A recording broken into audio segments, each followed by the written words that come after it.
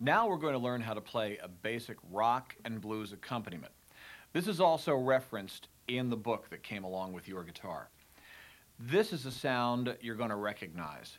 This has to sound familiar to you.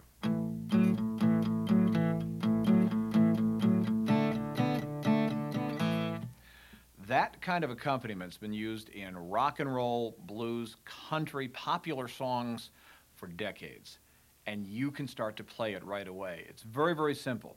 Start by taking your first finger. And by the way, note your fingers on the guitar are always numbered. Your index finger is number 1, number 2, number 3. Your pinky is number 4. Your thumb is always referred to as your thumb. So let's start by taking finger number 1 and placing it on the 2nd fret of the 4th string. Finger number 1, 2nd fret, 4th string. Now, as you do this, make sure there's enough of your hand coming around the neck of the guitar. A lot of people try to do this by leaving their hand back here and stretching their finger over. It's really tough, but it's what I did. It's what everybody does the first time around. Get enough of your hand around on this side of the guitar. Just get comfortable. First finger, 2nd fret of the 4th string. Now, play your 5th and 4th strings together. Now, at first, your tendency is going to be to do this, to come through and play several strings. Try to lean your finger over to effectively mute the other strings. This is going to take some getting used to. Don't worry if you can't do it right off the bat. For right now, concentrate on just playing the 5th and 4th strings together without hitting the other strings. All right? Do it twice and do it again. One more time. Just do it a few times. Try to do it along with me.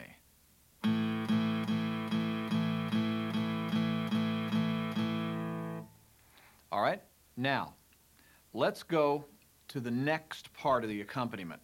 Leave your first finger right where it is. There's a tendency on the guitar when you first start to play, every time you move, to move all your fingers.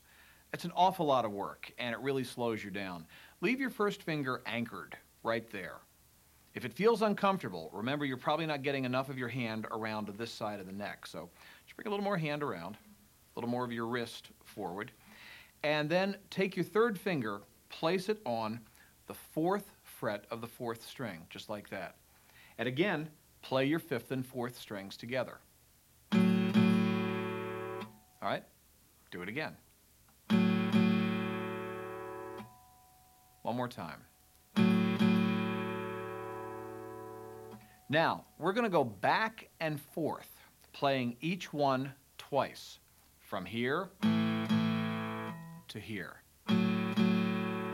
We'll do it slowly at first. Try to follow along with me.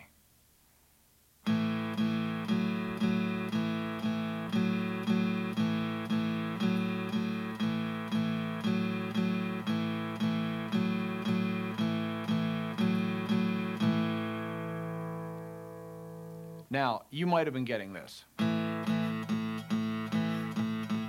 You might be thudding out, not pressing down hard enough. You don't have to come in with incredible force, but you do have to make solid contact with the fingerboard of your guitar when you're doing it. That'll ensure you get the clearest possible sound. So again, it'll sound like this. Now that's playing this part one time. That's the first part of the accompaniment. There are 2 more parts of the accompaniment that you put together, and they're exactly the same, except we move the strings down. The second part of the accompaniment, you come down to the 1st fret of the 3rd string, and then play your 4th and 3rd strings together. And then come down to the 4th fret of your 3rd string, and play the 4th and 3rd strings together. So it's the same as before. We're just moving one string across down the guitar. All right, do that with me just a couple of times.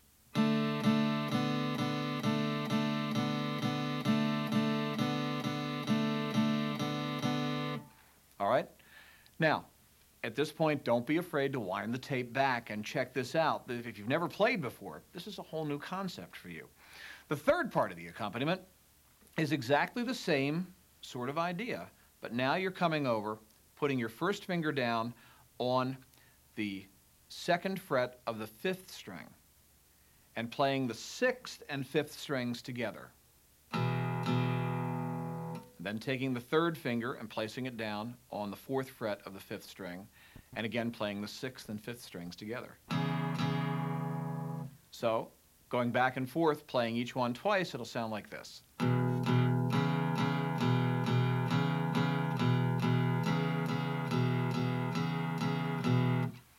Now, you can put all that together, and it'll become the backbeat, the accompaniment to so many different rock and roll songs, country songs, popular songs that you've heard through the years. I'm sure you'll recognize this. Let me play it through one time and give a listen. And if you'd like, try playing along, but we'll explore it a little further right after this. But listen.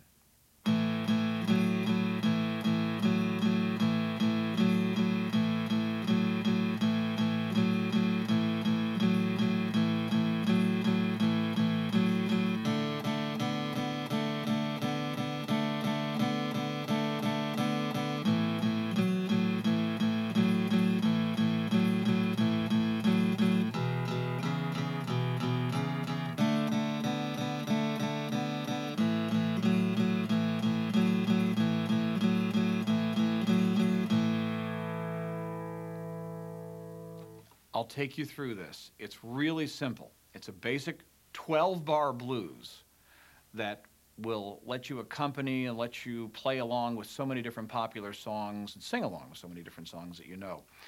It starts by playing the very first phrase, you'll notice this in your book, playing it 8 times. So this is playing it 1 time. That's 1 time. So let's play that first phrase 8 times. 1, 2, 3, 4, 5, 6, 7, 8. Now, play the second phrase. Play this one 4 times. 1, 2, 3, 4. Now, play the first phrase. Play that 4 times. 1, 2, 3, 4. Now, play the third phrase. Play that twice. 1, 2. Play the second phrase. Play that twice. 1, 2. Now, play the first phrase. Play it 4 times. That'll finish it out. 1, 2, 3, 4. And if you put it all together, it'll sound like this. I'll give you a 4 count and come in with me on the 1. 1, 2, 3, 4.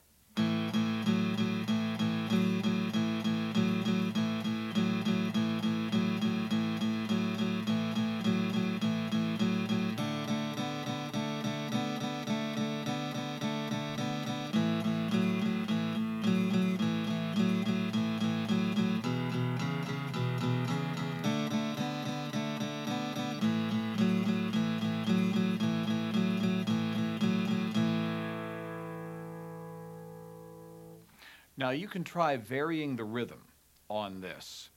This would be known as syncopating the beat. Change the timing a little bit and it'll sound even more like a lot of songs you've heard in the past. Instead of doing this,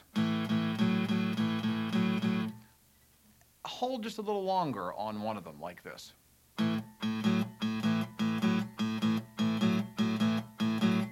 Or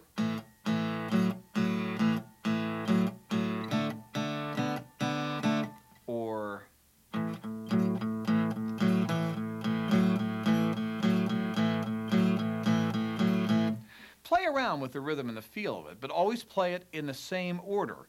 That way you'll be able to put the lyrics of your favorite songs, songs you've heard through the years, right along with this. Sing along with it or play along with other musicians.